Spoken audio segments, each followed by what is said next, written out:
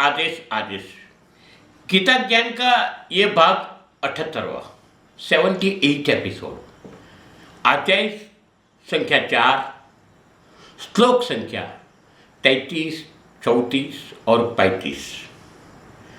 भगवान श्री कृष्ण ने अर्जुन को कर्म अकर्म और विकर्म को समझाते हुए कुंभक क्रिया भी समझाई कि कैसे योगी समाज जो होता है, जो सन्यासी होते हैं, वो लंबा आयुष्य जीते हैं।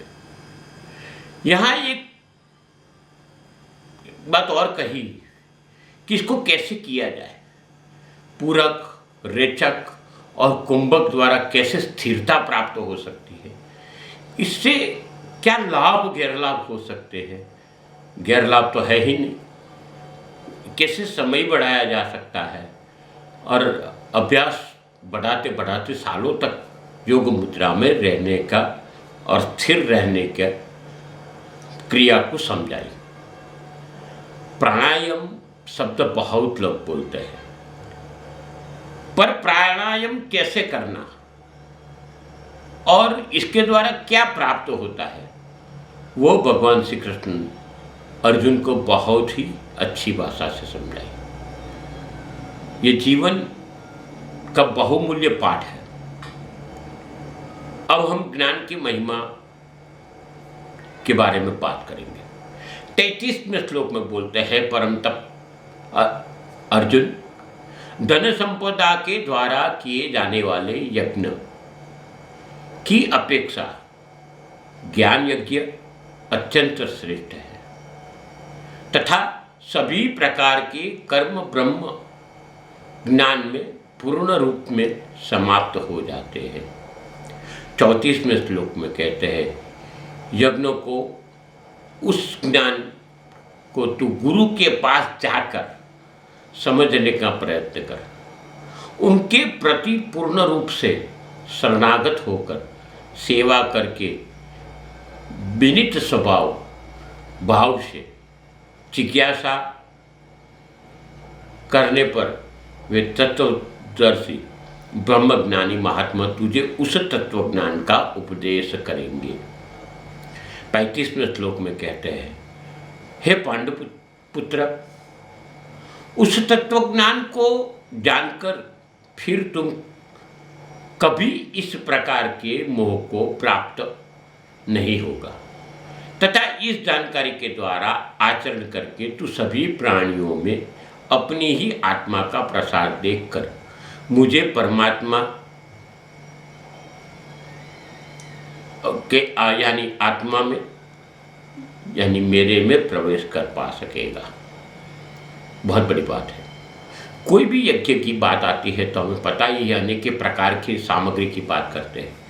द्रव्य की आवश्यकता होती है,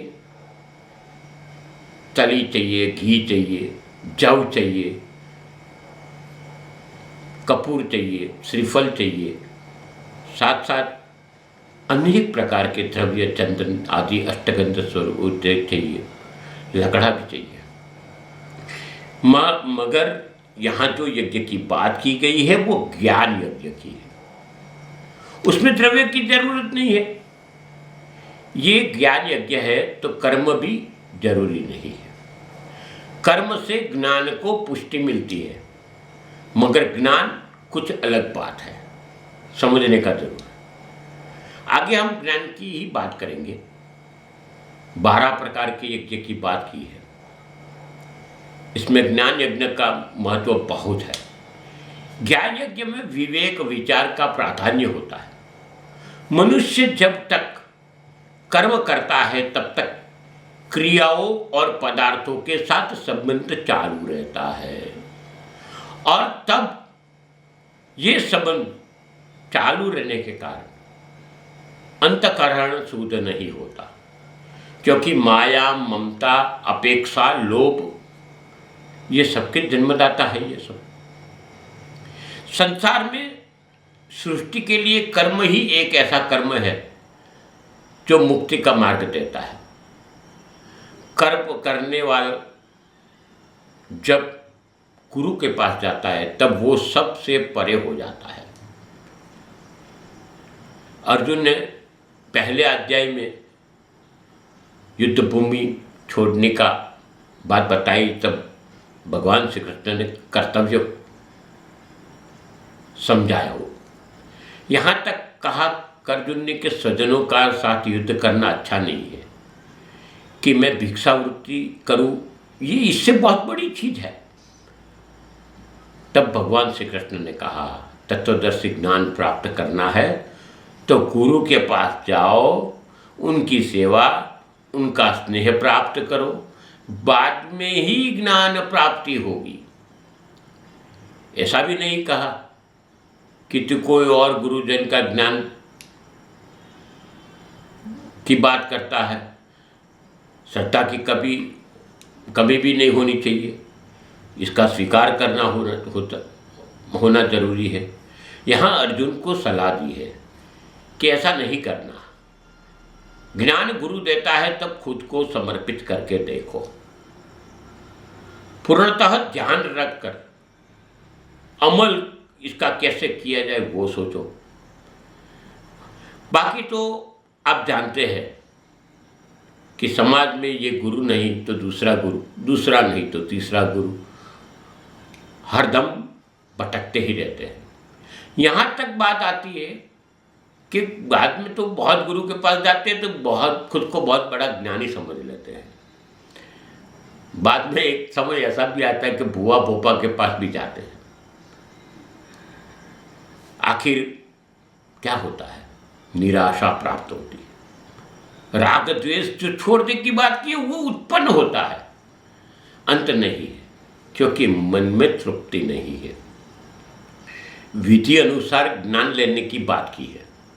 यहाँ कहते हैं कि गुरु के पास जाके साष्टांग दंडवत प्रणाम करके खुद का गुरूर, अभिमान, ज्ञान सब बाजू पर रख के ज्ञान की जिज्ञासा, पिपासा को जगा के निस्वार्थ सेवा के लक्ष्य लेके ज्ञान प्राप्त कर पाओगे। यहाँ तक सूचना दी गई है कि गए और सीधा ज्ञान दे दे, ऐसा भी नहीं होने वाला है। बोला कि सेवा करो, खुद को गुरु को ज्ञान प्राप्त करने के लायक हो ऐसे गुरु को जताओ, तब गुरु ज्ञान देगा। नहीं होता कि आज पेड़ बोया और कल बड़ा हो जाए, आज शादी की और कल बच्चा, ये सब नहीं हो सकता है। प्रणत ज्ञान ही लेना है तो आपको संन्यस्त जीवन की बात करूं तो संन्यस्त जीवन में बताया गया है कि आपको परंपरा सीखनी है तो 12 साल तक अपने गुरु की कम से कम सेवा करो, खुद को गुरु के सेवा के योग्य बनाओ, सते ही ज्ञान प्राप्त नहीं होता।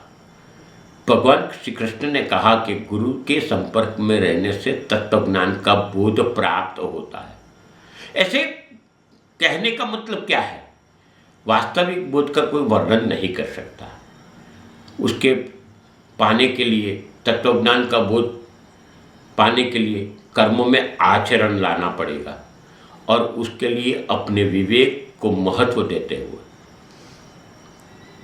मेरा, मेरे, अपने, ये वाली भावना को मुक्त होना पड़ेगा।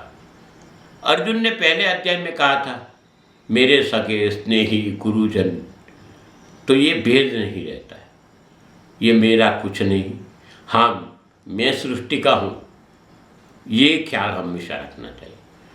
आगे इसी विषय को लेके बढ़ेंगे, क्योंकि बोलने में सहज लगता हुआ ये सहज नहीं है, मगर भगवान ने कहा है वो जरूर याद रखना है कि सद्गुरु के शरण में जाना है, उससे ही रास्ता प्राप्त होगा।